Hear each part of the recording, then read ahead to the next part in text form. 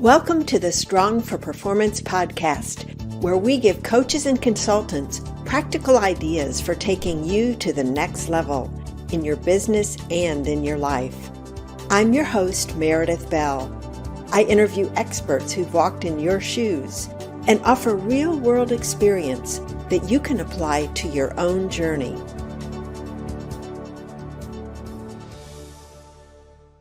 Welcome to another episode of the Strong for Performance podcast.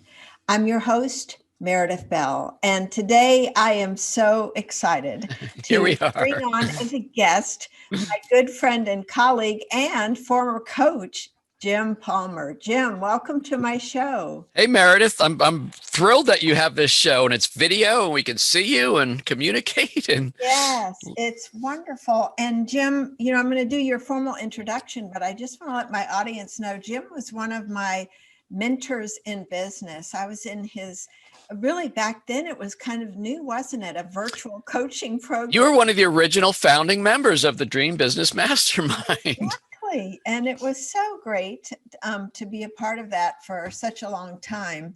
And Jim is just one of these really giving people who is willing to share his own failures, setbacks, learnings, in order to help others grow and learn too. And Jim, you're just a continuous learner, so you're always an inspiration. Learning how not to sink these last few years. Yes, well, we'll be talking about your boat adventure in just a minute. Let me give a more formal introduction first before we jump into the first question. Jim is a serial entrepreneur, a marketing expert, and an in-demand small business coach. He's the founder of the Dream Business Academy and Dream Business Coaching and Mastermind program.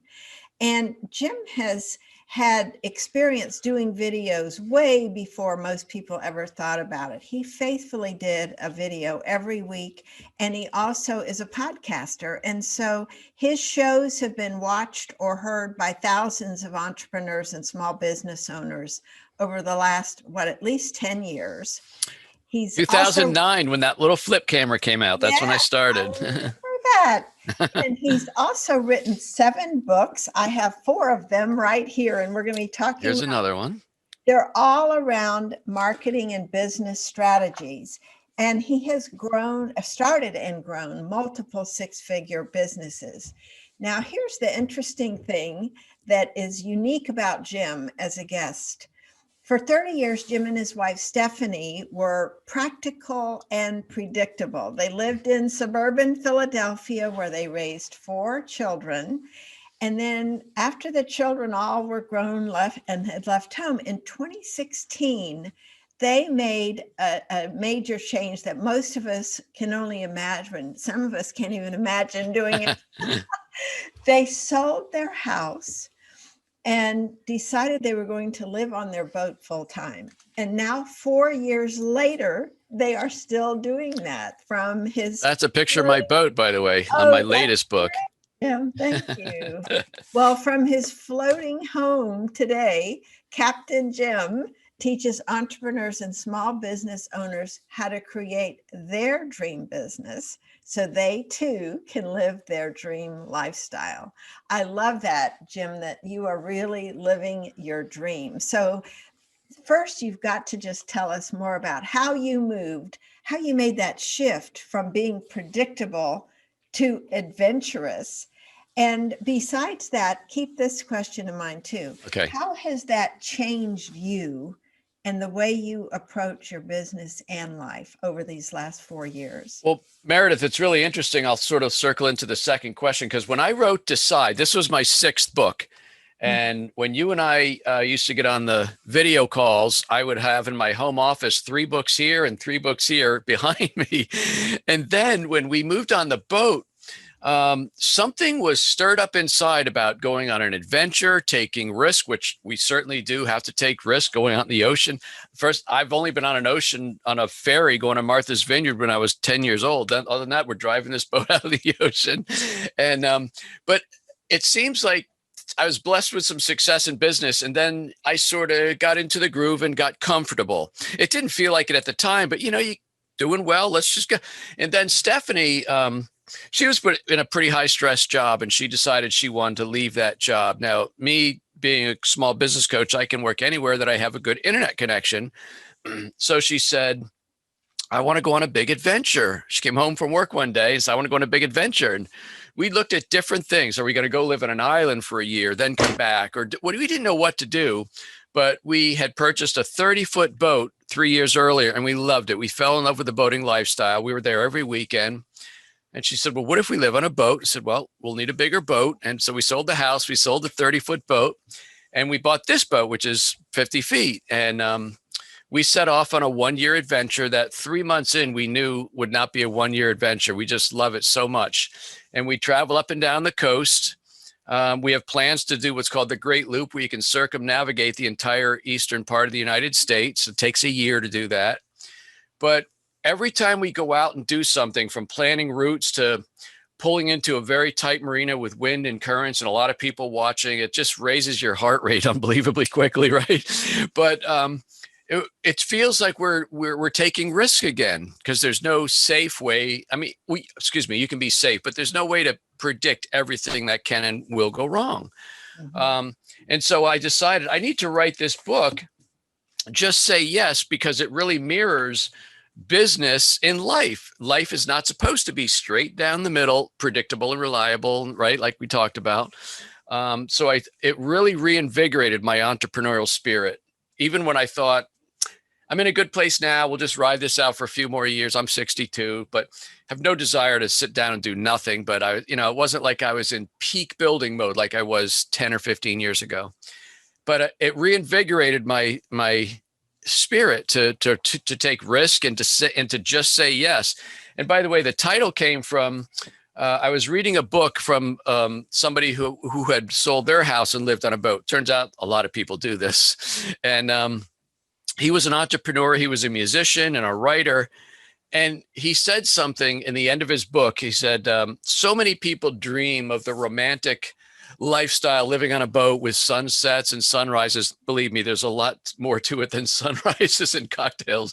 But he said, and every day you'll wake up, there'll be a new challenge, something else to fix, and all these different things that you'll have to overcome. And he says, you'll never know what you're capable of unless you just say yes and go live on a boat. So that's kind of, and I actually sent him a copy of my book and said, you inspired the title of my book. Oh. But that's where it came from. And that's a little bit of my mantra today as a coach. Well, should I do this, Jim? I don't know. Should I create this new? What about just say yes? I mean, because of my cancer, like this one thing I came from my home office, Meredith, I'm a big fan of hourglasses because the sand is always running out. So if you think about what you're going to put off, which Stephanie and I said, well, should we both work and put away real hard for another 5 years or 10 years? But what if something happens and one of us isn't here? We just didn't want to wake up with regret. Regret is not a good thing. So it's a long answer to your first question, but that's kind of why we chose to do this. Mm-hmm. I love that. And so for your own personal development as a business owner and just as a human being, it seems to me that you probably have become more willing to say yes quicker, mm-hmm. without having to hem and haw over whether you should or not. Is that accurate? Well, you might not even know how astute your question is, because just on the way up to where we are now, we're in South Carolina, we take what's called the Intercoastal Waterway, which is a series of rivers, canals, some bigger sounds, but we were going up to Savannah, up the Savannah River, which is a major shipping channel, like, these 500, 600 foot huge cargo ships. And I got behind one of them, and you can't pass it. I mean, you shouldn't, it's not safe. They throw a huge wake. And then when I was getting ready to go by, when he was slowing down and going to be docking, there was a whole dredging operation. And when you're looking ahead and I see the dredge, it looked like he's going all the way across. So there's no way to go. But as you get closer, you see that you can kind of go between the dredge pipes. You have to make very, very quick decisions, or you could get in trouble. We get in big waves. Mm-hmm. Sometimes we got in some serious waves one time a couple of years ago. We both thought that was it. We're done. We're selling the boat. But yes, here we are. But you have to think very, very quickly. And I used to think I thought quickly as an entrepreneur, but maybe if I thought quickly, I got an idea in the morning and maybe I launched it in a day or a week. But you have to make very, very quick decisions when you're on the water for your own safety. And so, given that, let's look at your book, Decide, for a minute, and thinking about how you coach your clients now. I'm guessing it's somewhat different than it used to be. I mean, I know you've always been one to get people to decide, but what are some of the ways that you, because I'm thinking of my listeners, if they might be stuck on a particular decision and not sure whether they're going to make a mistake if they do it, what are some things you do to move your clients along with their decision-making process? Well, one of the first things I do is get clarity that they may not see clarity. By the way, there's clarity when they bring ideas and things to me, and I say, yeah, look at you're free to do it, but I would not. If it was me, I wouldn't do it. One of the things I've learned as a coach for all these years, I've learned to phrase things in a certain way that you can take ownership of it, right? So when somebody said, I'm going to do it this way, I said, well, that's one option. That's certainly one alternative. Can I present another one? Yeah. And then I say, this is what might happen if you do it or if you don't do it. My own daughter, Jessica Rhodes, who, I helped her start Interview Connections. I told her very early on, she pioneered the whole podcast guesting service. I said, as soon as you become successful, people can go, oh, and then you're going to have, 50 or 100 copycats. So you got to go quick. You got to go fast. So we helped build her company really quickly. She's still the biggest one, but there's so many things. And I realized that from my own experience working with coaches that when I became an entrepreneur, and I know this is probably true with some of your viewers and listeners, that I no longer want to be working for the man or the woman, whatever, the boss. I'm the boss now. It's my thing. It's my business. If there's something I don't want to do, I don't have to do it, right? So it's your choice as the business owner. Nobody's going to call you down the hall and ream you because you chose not to do something or did it wrong. But that's also that's the good part of it. The bad part of it, there's nobody going to make you do something. And that's why working with a coach. One quick story I'll share is I call this my most embarrassing moment as an entrepreneur is when I started coaching in 2009. It was around 2011. I joined a mastermind, which had some pretty high powered coaches in it because I figured I want to learn.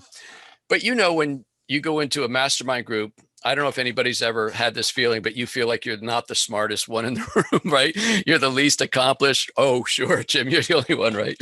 So I shared, this is where I am. This is what I'm doing. And on a break, and this was a good part. It wasn't in front of everybody when you're standing up there having your hot seat, so to speak. Mm-hmm. This person who had was doing about $2.5 million in coaching, which to me is like, this on high, right? So he took me aside and he said, Jim, I'd like to ask you a question. I thought, okay, cool. I'm going to really get some good stuff now.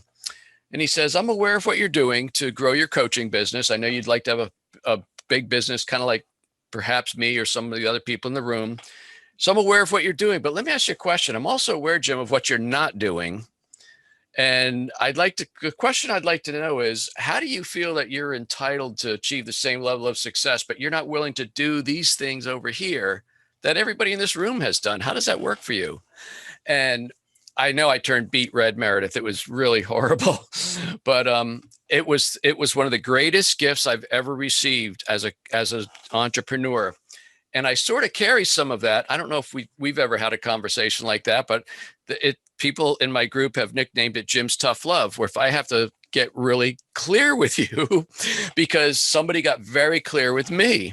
Mm-hmm. And some of the things I wasn't doing was holding my own events. I wasn't out speaking as much as I should. I did have a book or two, but I think I really got busy creating more books. There was a whole bunch of things that equate to me putting myself out there, because when you put yourself out there, you're more likely to get criticism, pot shots, either from competitors or people who aren't doing anything, sometimes in your own community, which might even involve your own family. Like, who do you think you are? And, blah, blah, blah. And you got to really develop a thick skin. As I say, the higher your star goes up, the more you're going to take incoming fire, so to speak. So to me, I always thought it in my own head. I'm going to get there too, where these guys are, but I'm going to do it my way. And the reality is, I'll get there a whole lot faster if I just do what I'm supposed to do. So part of what is a good coach is willing to hold people's feet to the fire, Yes. you know? Mm-hmm. Well, when you were just talking, it made me think of two things that you've written about. And one of them is this idea of getting past the imposter syndrome. Yes. So talk a little bit about how do you define that, and what do you recommend to clients to help them move past that? So Meredith, I've helped brand new entrepreneurs. A couple of years ago, I helped somebody just graduated college start her first business, and my largest client a few years back was doing $34 million. And I will tell you, every single person I've worked with over since 2009, gosh, that 12 years now, has some level of the imposter syndrome. And the imposter syndrome is when in your own brain, no matter how much success you've had, you're thinking, what if they just find out it's just me? What if they find out I'm not as successful as I think I am? What if they find out? What if people discover? And it's because you feel like an imposter sometimes, like, man, I've created all these businesses, but I never finished college. I've been a coach for 12 years. I never went to coaching school. I have published 7 books. I barely passed English in high school. All these things go into your head. And the imposter syndrome is one of the biggest barriers to people achieving more. When I started my first business in 2001, Meredith, just a local business producing newsletters for local companies and corporations and nonprofits. And so I'd go to meet with prospective customers, but I'd always go to their office or I'd meet them for breakfast or lunch because I had a home office. When I started my business, I was in what was our dining room with about a 3-year-old computer. That was it. That was my business. And then my brain, and I had fancy business cards from Vistaprint. That was my whole business. And I felt, what if they find out I'm nobody? I'm just Jim Palmer starting a business. And in reality, what I learned is that, wait, I'm not brand new at this. I've been I wrote my first newsletter when I was 21 years old. So I've been doing this for over 20 years at that point. And one of my fears from the imposter syndrome side of things was if they asked where my office was, because in 2001, it wasn't in vogue or classy or as acceptable to have a home office. You weren't a real business back in the day unless you had a real business, an office with glass doors and a receptionist. And so I was always afraid that people were going to ask, well, where's your office? So my answer was, oh, I'm over by Eagle View, which was a corporate center.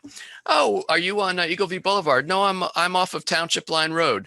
Thinking, okay, that's 2 questions. Don't press me for a third. Oh, I know where Township Line. And then I'd finally say, no, I'm up on Saddle Drive. I have a home office. But only one time in like the 5 years I ran that business did anybody press it. And to me, I was worrying about being found out that I wasn't a real business. And then you know what the one guy who pressed it and says, oh, I envy you so much. I hate my commute every morning. I wish I could work out of the house. But that's the imposter syndrome. And there's so many things you can do, but one of the things that's very, very helpful is keep a very close eye on everything that you accomplish, even the small things. Mm-hmm. Now, later on, and my biggest mentor, Dan Kennedy, told me this would happen. You'll start getting letters or presents, or people might send you, things. And that started happening. And I started saving them. I had a desk drawer, or in my credenza behind my home office, I had a file with the letters, and I'd print out emails, and somebody would send me a card, or somebody sent me some things. I don't have it here, but somebody sent me a mug with my name on. I mean, just different things. And that's when you're having a very big impact. One of my sayings when I'm helping other people start coaching programs said, look, if you get a good coaching program going, the paycheck will be good, but the pay that you're going to smile at even larger is when somebody tells you how much you've impacted their life. Mm-hmm. I know you remember, because this goes way back to the day when we were coaching together. I don't know if you remember the name Dr. Carey, but she was Dr. Carey Drizgo is one of the first doctors that I've helped. And ultimately we doubled the size of her practice. Well, about 18 months ago, Meredith, and she hasn't been with me in a while, but 18 months ago, she sent me an email and said, Jim, I just wanted you to know, she's like, I don't think she'd mind, but she said, well, I'll just say she's over 40. I'll just leave it at that. And she goes, I just bought my first car and I paid cash for it, and I feel like a real badass. Thank you. And I'm like, wow, so when you're really good at what you do, and I don't mean this about me, I am good at what I do, but for everybody, you got to be good at what you're doing, and you're going to have an impact in their lives. You should be handsomely rewarded for that. But whether you've gone to coaching university or completed college, no matter what you've done, if you do that for people, you should stand up and just acknowledge and be grateful that you have that ability to do that. So remembering everything that you do. One of my clients just got a brand new client from a book that we helped him publish. And I said, make sure you go out and celebrate. Oh, I did. I took the family out to dinner last night. I'm always reminding people, go celebrate the little things, that everything, little or big, that you're doing, because that will help override the negativity that's there. Mm-hmm. So that makes so much sense, because I think we tend to be more critical. We see what's wrong with ourselves as well as with others. And then the other piece of, I guess, rising up, you mentioned it yourself, the higher you go, the more people are going to be criticizing you. yes. And so, you write about immunity to criticism. And so thinking about the discord that exists in our society in general right now, but also when somebody tries something, and especially if you have doubts yourself about what you're doing, then you're more susceptible, don't you think, to responding to criticism you get from others. So how do you develop that immunity to criticism? Well, it goes hand in hand, because the reason people don't step out and do more is fear of criticism. Way back before my 30-foot, but we had kayaks. Remember, I used to film videos in my kayaks. I remember those, yeah. And there was one time I was filming a video. It was around lunchtime, and I'm getting out of the water, and there's a young mother with two kids there, and she goes, "Oh, that looks like so much fun." I said, "Oh, I love it. It's really great." She goes, "If you don't mind my asking, how are you able to be kayak in the middle of the day?" And I proudly said, "Well, I own my own business." She had no idea. I barely make any money, but I said, "I own my own business."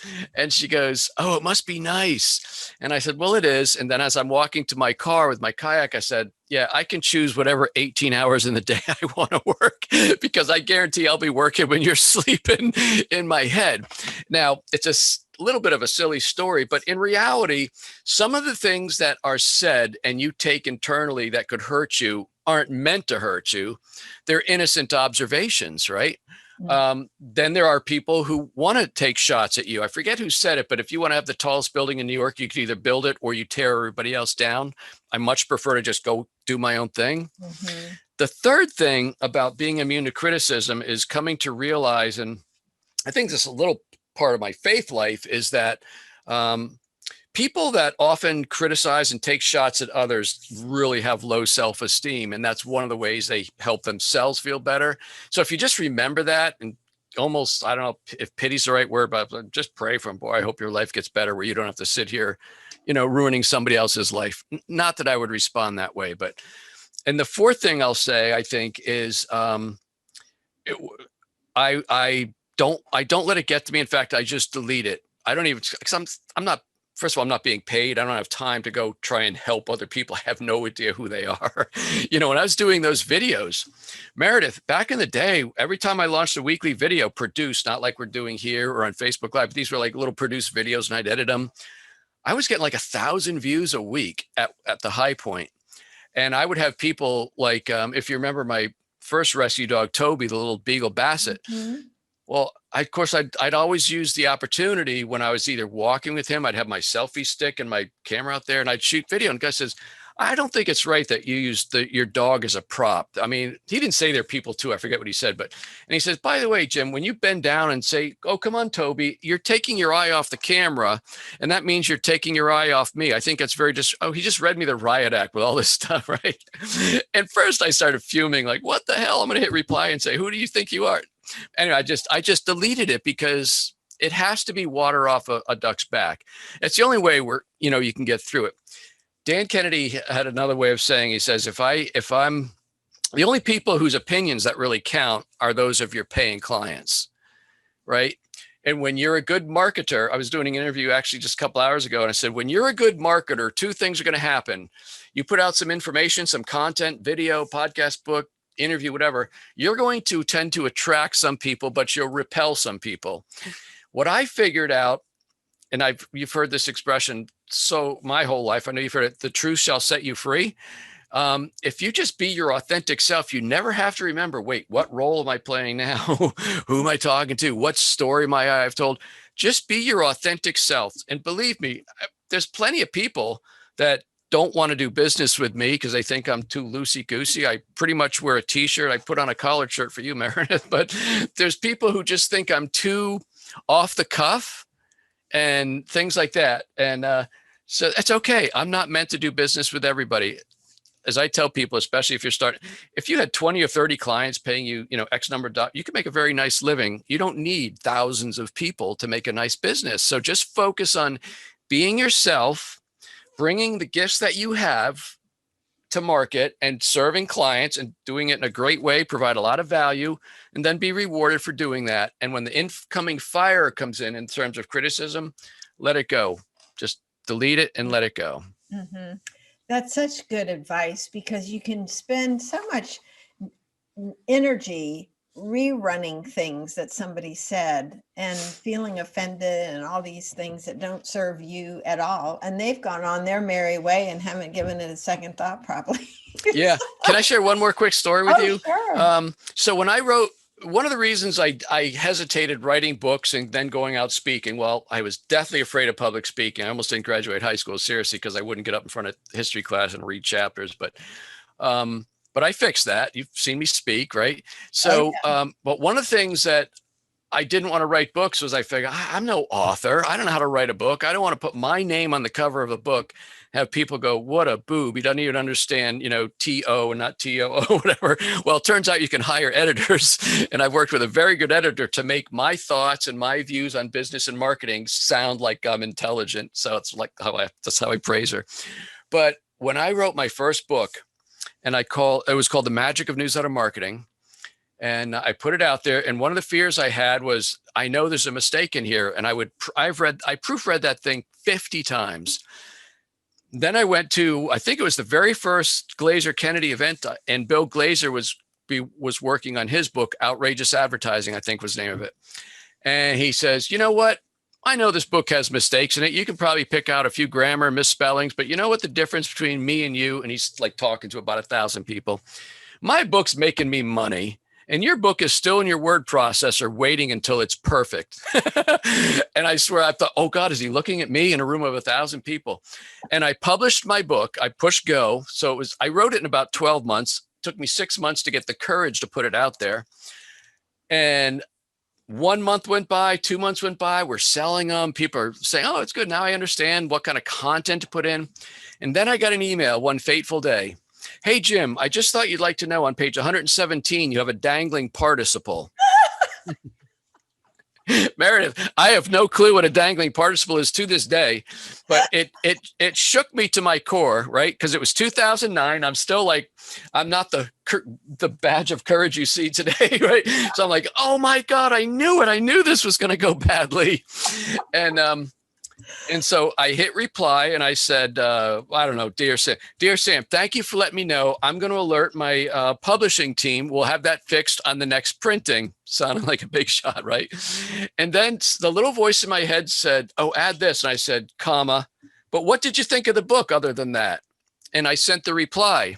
Hey, and then he came back, Jim, it was amazing. I've been thinking about doing a newsletter. I know the content. I know how to fold it. I know who to mail it to. It was really, really good. And when that email came back, I sat back in my chair like, what do you know about that? My imperfect book with the dangling participle on page 117 just made this guy's day.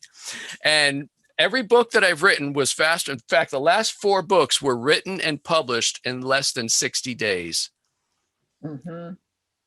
So sometimes criticism can be your friend. That's exactly right. And I have to tell you a funny footnote to the dangling participle. Oh, no. Did you find one? This is so hilarious. No, it's not related to your books. when my business partner, Denny, and I, go back and forth on writing. Now, Jim, you will appreciate this. He has a PhD in English. Oh. And I catch his dangling participle. Oh my goodness. One day you'll have to tell me what a dangling participle is. Well, it's simply where you have a phrase like, now I can't even think of one, but the subject of the next phrase doesn't relate to what you wrote in the beginning. Oh, that's very possible because my brain goes twice as fast as my hands. So I use anyway, just to let you know, okay. Because my this was one positive thing about being growing up and going to Catholic elementary school. Okay. We had grammar, burned into our brains. Yeah. Anyway, enough of those. The other thing, well, there's several things, but one is. I'm sorry, Mary, I don't mean to interrupt you, but the little voice said something else is very pertinent to what we just talked about. Okay. So when it comes to criticism, sometimes the criticism will come from within your family, loved ones, and they will say things not to hurt you, but to protect you, right? So being an entrepreneur is very risky, right? You're going to put yourself out there. You're going to risk your time, your money, perhaps your reputation. So people will protect you. Like being a parent, you never stop protecting your kids. My dad is like 88. I'm 62. He'll still tell me, hey, don't forget to put fuel in your boat. Oh, gee, I didn't even think of that, right? But it's just a parental thing, right? Yes. But I remember I teach this lesson about who you should ask for advice. So I have two quick stories. One of them was when I was exhibiting at a Glacier Kennedy conference when I started No Hassle newsletters. I had a flyer that was being handed out, and on one side was a picture of a toilet bowl that had $50 bills in it. And I said, stop flushing your marketing dollars down the drain. The flip side was about No Hassle newsletters. And I was very proud of it. I designed it. I put it up there. And when Steph got home from her job, I showed her, and I'm like, we're ready. Oh, Jim, that's so clever. She goes, hey, I don't think that's appropriate. So my balloon kind of deflated. And then I was telling this story to my daughter, Jessica. And when we were putting together her website, we came up with a headline. I don't recall what it was, but she showed it to her husband, Jamie, who has like 2 or 3 degrees. And he goes, that's not grammatically correct. And she said, Dad, Jamie said, I said, well, he's right, but it's a damn good headline. It's going to grab attention. So you have to be careful who you seek advice from, in addition to what may come in over the transom. Your friends and family who are there to protect you and keep you from getting hurt may actually prevent you from doing what needs to be done to grow your business. Yeah, that's such a good principle of being careful of who you share what with. Yes. In terms of their expertise and their I don't want to say the validity, but the accuracy maybe of their perception based on your own experience. One of the other things that you're so good at, and your book on Stick Like Glue was all about, getting customers to stay with you. Right. Share just 1 or 2 things that you have seen, either you have done yourself or your clients have done to really create that strong bond with a client. So when I was 21 years old, I became the manager of a bicycle store. That's where I wrote my first newsletter. But it was in 1980, 79 or 80. And it was the end of, or during what we call now the Carter recession. So you remember gas lines, unemployment. It was very, very bad. And so we didn't have any money to market.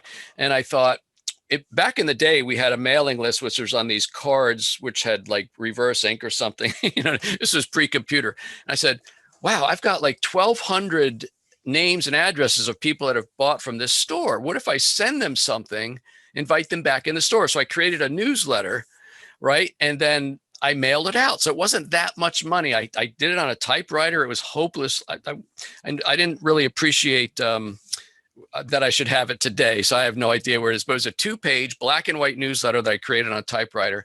And I mailed it out, and people started coming in that hadn't been in our store in a while. And so I could make that a whole lot longer, but the fact of the matter is it is so much less expensive to sell more of your products and services to people that have already proven to be buyers. And those are your current customers. So many business owners, when they get a new customer, whether it's referred to them, your marketing, somebody buys something, initial transaction makes them a customer, and then they'll go on and get another one. Well, why don't you show this customer who's already established that they trust you and find value in what you're selling, show them all the other ways that you can service and take care of them, right? And provide more value. So it's really all about client retention. I used to teach something called the leaky bucket theory. I kind of created that when I wrote Stick Like Glue. So if you picture a pail, a metal pail with a handle, like you maybe carried water in the old days, and picture that bucket with a few holes in it so the water leaks out. The bucket represents your business, Meredith, and the water inside the bucket represents your customers. And as you're losing water, if you don't put more water in, which would be customer acquisition, eventually you want to. So what I'm saying, a better way is just to plug the holes in your business by staying connected with your current customers and even past customers, because you can win them back. In any number of ways. Print and mail newsletter. Actually, yes, mailing a newsletter and put it in somebody's mailbox. It's the only way to get 100% deliverability rate. We always talk about what's your deliverability on your newsletter? Well, it's 6%. No, I get 100% because we actually mail, and you can tell them about new ways and success stories, things like that. But that's really what it's all about. When you plug the holes in your business and you can increase your retention and your sales with your current customers, your profits go up dramatically because you can really reduce the amount of expensive acquisition costs that are usually associated with growing a business. So retention is where it's at. By the way, the stronger the relationships are that you have with your customers, the more they're going to refer people. So they're not only going to buy more, they're going to refer more. Quick story, when I created No Hassle Newsletters in 2007, very proud of it. I mean, I went from 0 to 6 monthly members, 17, but I'm still creating a lot of content and templates, doing a lot of work for a small. So I knew I had to keep growing. Well, I eventually grew to like 40 or 50 in about the first year, but people were leaving after about 6 months. And I'm like, 6 months. I met a gentleman named Ryan Lee back in the day. He was very big on membership sites. And he said, Jim, most membership sites are like 3 months, 4 months. If you're getting 6, you're doing well. Well, that didn't sit well with me. So one of the things I did, and I use this term a lot today for some reason, but back in the day, I had like 13 VAs working for me, writers and assistants and things. And I said, every time somebody wants to leave, I want to get on the phone with them and find out why. Now, some of the people said, Jim, your newsletter is great. I'm just not using it, so I don't keep paying for it. Other people said, it's really good, but I still struggled getting how to get it done and out the door. So we changed up our system. When somebody became a member, we immediately reached out with a thank you. Here's welcome to the family. And we produced some videos about how to on the membership site. But then we actually offered to help them get their first newsletter done for free. Because Meredith, I knew that if somebody sent a newsletter to their customers once, 2, 3 times, they're going to start seeing it work and then they won't stop. So we offered to help get their newsletters done. Next thing I did is I put in a multi-step retention program. So on the third or fourth month, I sent them a copy of my book, a physical copy of the book as a gift and welcome. And then 6 months, 2 months after that, we sent them what I called gratitude cookies. You probably remember Lori Seitz. I used to work with her. Mm-hmm. And so she had these gratitude cookies. And we developed these little cards with the newsletter guru caricature and said, while you're waiting for this, while you're anticipating the sweetness of additional profits, here's, enjoy these sweets on me, something like that. The end result, Meredith, was my retention went from 6 months to almost 4 years by putting in these steps. Not just accepting the fact that I got a customer because they bought something, but I then married myself to the customer. How can I help you? How can we make it better? Give them a little gift, which, by the way, is reciprocity. In full disclosure, it's practice. When you gift somebody, even if they're thinking of quitting, well, I can't quit now. He just sent me a book, right? But the longer they stay, the longer they're going to stay. I know it seems weird to say that, but so retention is definitely where it's at. If you can focus a little bit more on customer retention and a little less on acquisition, you'll find your profits will go up dramatically faster. That is excellent, because I think what you just described, there's so many things you did to really, reach out. And what you're really doing is let them know, I care about your success. Yes. And so few businesses do that, you really stand out when you have that outreach to them. Especially in the online world, Meredith. It's bad enough that, today customer service in any brick and mortar store is like horrible, right? Trying to find anybody but I think if you're an online business owner, you're already way behind the eight ball because there's a perception that it might not go well. I'll never find you. You'll never respond to me. So I thought the more I can do to overcome that, and then actually when they buy, then hey, this is Lindsay. I'm just calling to make sure you got everything. Do you have any questions? I mean, a person actually called and I said, even if you see an opening, don't upsell. The first call is just to say, thank you. Welcome to the family. Here's how we can help you. And then get off the phone. Mm-hmm. More great advice. Jim, this is just, we could go on for another hour, I know, because you are such a wealth of knowledge and experience after all these years growing your own businesses and then helping others grow theirs. But for the sake of time, we'll have to wrap up, but I would love for you to share with folks, how can they connect with you? What platforms are you on other than your boat? And where can they get your books and learn more about your services and working? So I've lost count how many websites, but I'll give you my home base. It's getjimpalmer.com, www.getjimpalmer.com. I had to have get because Jim Palmer is some former baseball player. So Right. getjimpalmer.com. You can find all my books there, my courses, etc., and everything's is about me is there. My podcast is there. The books are also available at Amazon. And then if you're interested in my mastermind group, which Meredith was a founding member of, that is Dream Biz Coaching, dreambizcoaching.com. Great. Thank you. Oh, and if you're interested, just out of curiosity of the lifestyle, the boat, how we do it, where we go, we do have a YouTube channel. If you go to YouTube and type in Our Floating Home, the name of our boat is Floating Home. Our Floating Home. I promise you, it's not a redirect into buying something, but a lot of people are curious how we do it, where we go, what it's like. So if you're just curious about this crazy lifestyle, Our Floating Home on YouTube. Oh, that's great. Thank you for sharing that too. Sure. And you're on Facebook more than any others or also Instagram? Yeah, Facebook, although I'll be right out there. I'm waiting for the day when I can get off Facebook. It's still an important part of my business, but I can't stand social media these days. It's a cesspool of negativity, misinformation, but it's still an important platform for me, but I'm waiting for the day when I don't need to be on social media because I will be gone. But yes, I'm on Facebook. Well, you're in plenty of other places with your books and with your program. So yes, Jim, thank you so much. This has been so fun and you are just a wealth of knowledge and experience. And I appreciate you sharing that with my audience today. Oh, it's great to be with you again, Meredith. Thanks for having me. You bet. Thanks for tuning in to the Strong for Performance podcast. Now head over to growstrongleaders.com/free and grab our ebook, Listen Like a Pro. You'll find out how to connect on a deeper level with the people who matter to you. And while you're there, check out our 2 books, Connect with Your Team and Peer Coaching Made Simple. Until next time, I'm Meredith Bell.